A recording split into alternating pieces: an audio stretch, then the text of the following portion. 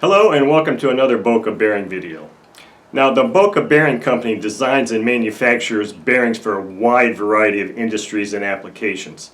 And with that, they also market and sell a miniature bearing puller set in order to remove these bearings. Now, my particular area of expertise is in 2- and 4-stroke glow engines for the RC hobby industry, and I've been investigating means in which I can use this tool set to assist me in servicing customer engines.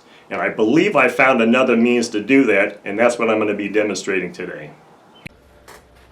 Okay, so here on the table I've got all the tools and items necessary to perform this demonstration. But the first thing I want to discuss and explain is that I understand that this bearing puller set was not specifically designed for the hobby industry or hobby use or my particular application.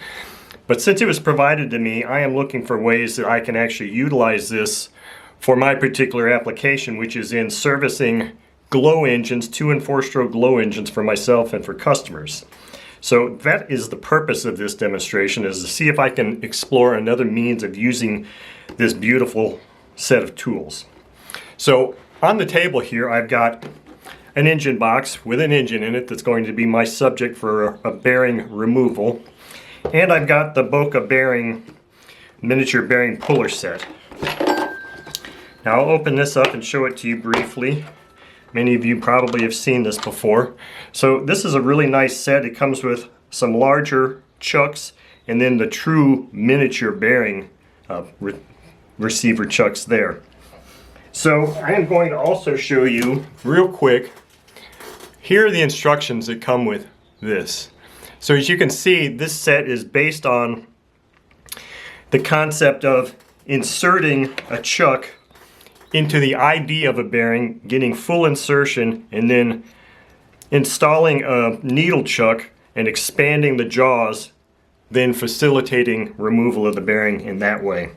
So in my particular application, which is this glow engine, all of our engines are, or all of the bearings in the glow engines are press fit, and in many instances, you know, when the bearing needs to be replaced, the engine's been run and it may be in really rough conditions, so it's going to be a very, very tight fit. So those are things that I have to consider when doing this. So I'm going to pull out the handle, the adapter, and the one receiver chuck that I'm going to be using and put the rest of this off to the side. And I'll explain to you why I'm only using this one receiver chuck here in a moment. So here is the engine that I'm going to be using. This is an old OS 40 or 25 FSR engine that dates back to 1977. And here inside the box I've already placed the Boca bearing set of bearings that are going to get installed in this engine eventually, but today's video is basically just a removal. Now, when I purchased this engine, it was incomplete, but it was advertised as completely new and never run, which is really one of the reasons why I'm using this engine for this particular demonstration. So I've already removed the carb and the glow plug. It did not come with an exhaust or any prop nuts or anything, but I have verified, or at least to the best of my ability by using my smell test, that this is a new engine. So what I'm going to be doing here is I'm going to be disassembling that engine and removing the crankshaft out of it and pulling the front bearing using these tools. Now, the only reason I'm pulling only the front bearing is because there wasn't a chuck in the tool set that would fit within the rear bearing. So I'm only going to be doing this for the front bearing. The other tool I've got here is a large socket, and then I've just got some tools to disassemble the engine, and I've got a vise here. Now, the reason I'm going to use this large socket is I was conversing with a buddy of mine, Calvin, and he gave me the idea of actually incorporating this and making it sort of a slide hammer type of thing. So I'm going to see if I can actually use this large socket as a hammer slide to help me remove this front bearing. Because of the fact that I already stated, these bearings are press fit, and they may not just pull straight out if you're just going to pull on them. But since this is a brand new engine, we'll check into that and see how that works.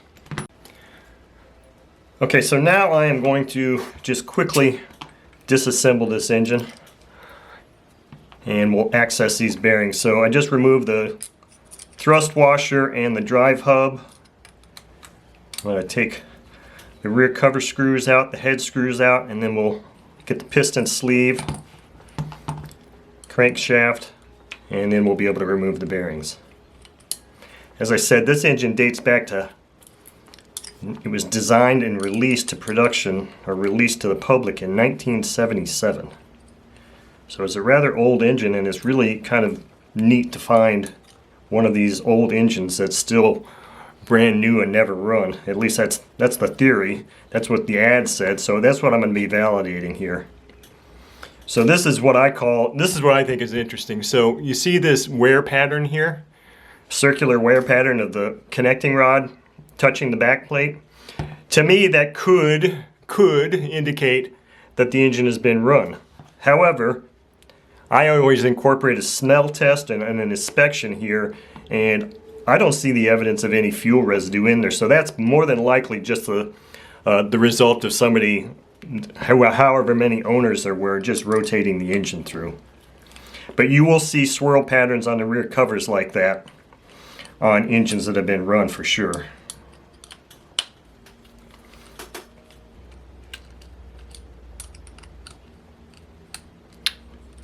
Okay, so all the head screws are removed now. We can take the head off and look inside this engine, and it does not look like there's any evidence of any carbon buildup or any evidence of running. So now what I'm going to do is I'm going to extract the sleeve, and how I do this is I'll move the piston down so I can stick a bamboo pole or a bamboo skewer in here and just kind of pinch it up there so I can get that sleeve popping up. And then I can just pull that sleeve right out. And here I'm going to put the piston at top dead center and use another little hook tool here to just kind of get the piston out. So here's our brand new piston, and yes, this does not look like this engine has ever been run, which means that this crankshaft should just slide right out, which it is. So here is our beautiful crankshaft. So I would say yes, it is true that this engine has never been run.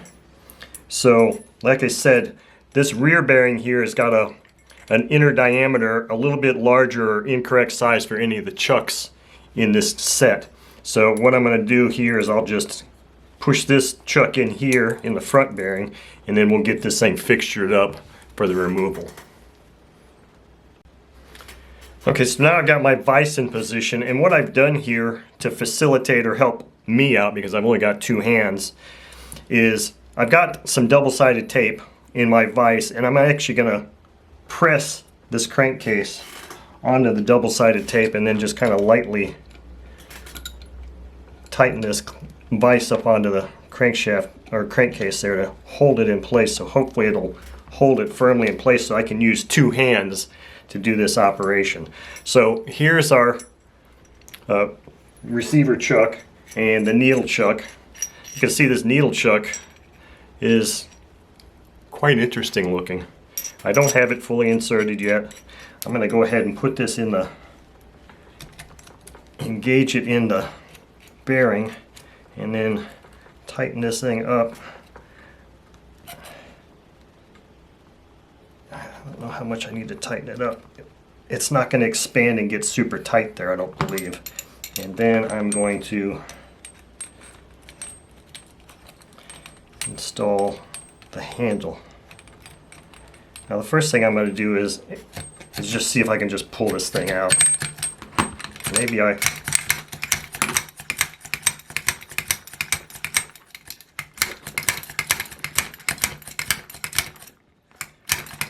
can't tell if that looks like I didn't get that chuck tightened down all the way.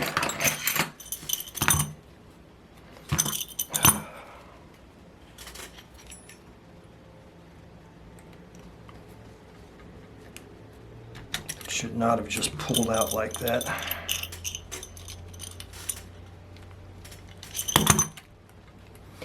And since I don't have another large wrench here, I'm just going to have to use some channel locks to hold this one. Let's really tighten this thing up in there this time. Now that should not come out. Now let's do this again.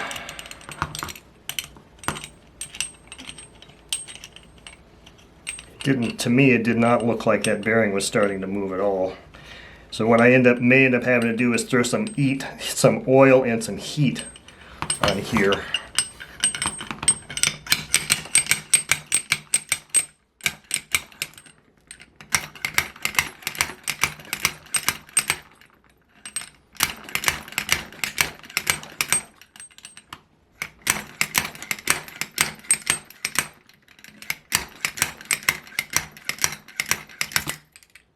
And there you have it. A little bit harder than I expected. I probably could have made it a little bit easier on myself had I heated and put a little oil in there, but I really didn't think that was going to be necessary, and of course it wasn't. I eventually got this out, but the first mistake I made was just by not tightening the needle chuck into the receiver chuck fully so that it wouldn't pop out.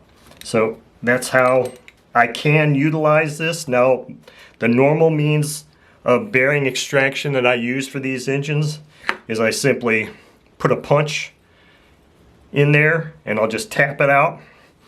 And a lot of times the rear bearing will come out with the crankshaft. Many times it won't. And this one looks like it would be a very difficult one to get out using my punch method, because I'm not really seeing a whole lot of a gap in there to catch a lip on the outside of that bearing. So this one would be an interesting one, and it would be nice if I had a bearing chuck that would actually fit in here so I can employ that same technique for that. But that is another means that I personally can use this tool to help me remove bearings on engines. So thank you for watching.